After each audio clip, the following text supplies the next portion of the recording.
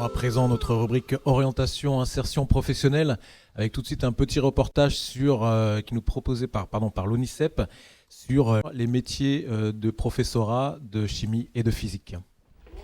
Bonjour. Je m'appelle Véronique Ferry, j'ai 34 ans.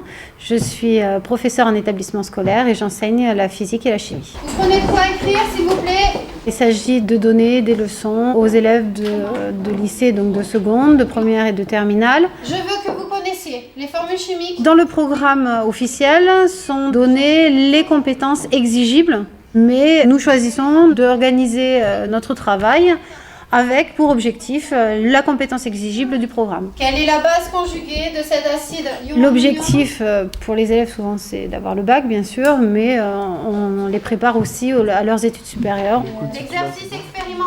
On essaye de leur apprendre des méthodes de travail, d'organisation, de leur travail personnel ou de leur travail en classe. Donc, mais ça c'est général à tous les enseignements. Et nous spécifiquement en physique-chimie, on essaye de leur apprendre à manipuler les produits en tenant compte des dangers potentiels, en se rendant bien compte des problèmes liés à l'environnement, par exemple pour le recyclage des déchets. En physique, à faire attention au matériel qu'ils utilisent, etc. Ensuite, vous allez prendre un petit peu de chlorure d'ammonium. Bien, donc pour rentrer plus en détail sur ces formations, sur l'ESP qu'on a vu tout à l'heure, Monsieur Christophe Young, vous êtes professeur de chimie et administrateur provisoire de l'ESP. Bonjour. Donc peut-être nous expliquer un petit peu, parce que moi j'en étais resté en ce qui concerne la formation des enseignants aux IEFM. Les choses ont bien changé, donc peut-être nous présenter, nous expliquer ce que sont que ces nouveaux parcours de formation pour devenir enseignant. Voilà, donc les IEFM ont été supprimés par la loi de refondation de l'école de la République et ce sont les écoles supérieures du professorat et de l'éducation qui ont donc la charge maintenant de coordonner la formation des futurs enseignants au niveau de l'académie. Et donc de ce fait, les 5 universités de l'académie plus les rectorats ont proposé de nouvelles offres de formation qui répondent au nouveau cahier des charges demandé par le ministère, puisque le principal changement concerne la position du concours et aussi le contenu de ce concours. Le concours pour devenir professeur des écoles, professeur des collèges et lycées ou CPE est maintenant beaucoup plus professionnel et positionné en 4e année après le baccalauréat, c'est-à-dire en M1.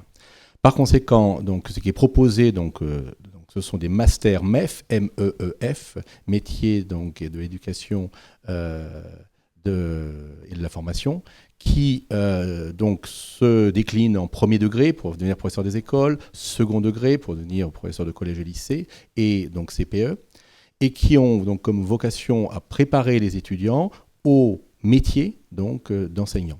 Donc, lors de la première année, ils auront à préparer à la fois le concours et leur master, donc le concours qui passeront au printemps et s'ils sont admissibles, donc ils seront admis donc en fin d'année. Et la deuxième nouveauté, c'est que s'ils ont leur M1 et le concours, en M2, ils vont suivre un M2 en alternance. Ils seront donc fonctionnaires stagiaires, c'est-à-dire qu'ils seront rémunérés, ils seront en charge d'une classe à mi-temps et parallèlement, ils suivront un master à l'université pour finir leur formation universitaire.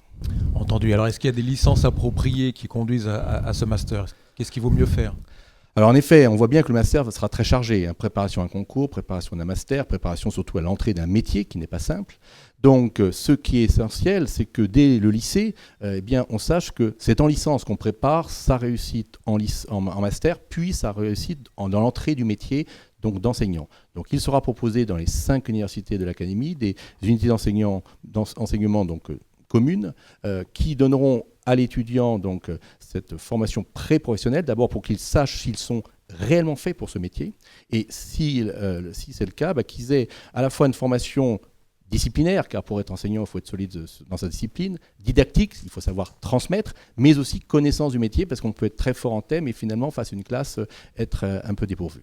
Et l'éducation nationale recrute dans quelle filière plus précisément ? Alors ça aussi, c'est un message important. Aujourd'hui, il y a donc le nombre de postes augmente et il y a des endroits, donc des disciplines où il y a un déficit très fort de candidats. On peut citer les lettres, les mathématiques, l'anglais et aussi donc certaines filières de l'enseignement technologique et professionnel.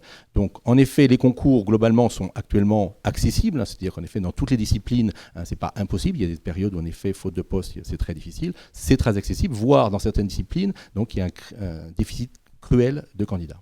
Parfait, donc appel aux candidatures. Merci Monsieur Young.